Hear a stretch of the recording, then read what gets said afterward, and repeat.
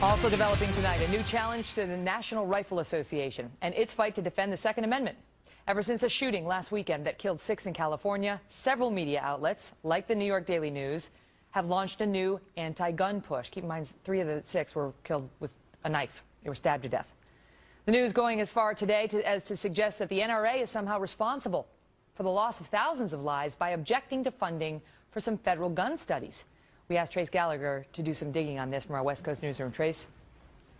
Megan, in his budget for next year, President Obama included funding for the CDC to research gun violence. Of course, he needs Congress to approve the budget, but now some Democratic lawmakers have introduced legislation that would give the CDC $10 million a year. One of the bill's sponsors, New York Congresswoman Carolyn Maloney, says, quoting here, "In America, gun violence kills twice as many children as cancer, and yet political grandstanding has halted funding for public health research to understand the crisis."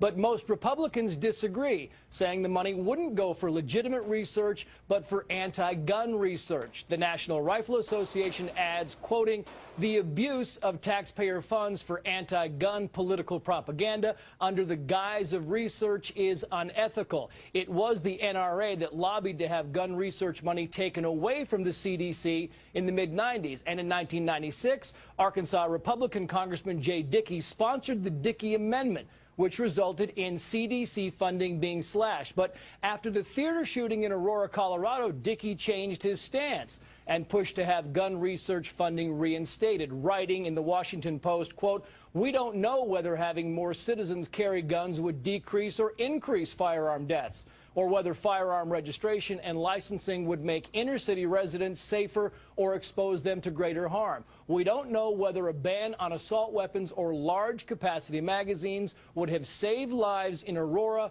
or would make it riskier for people to go to a movie." Dickey's change of heart has done very little to rally support among pro-gun groups who say the CDC has a history of producing skewed results. Megan. All right, Trace, thanks.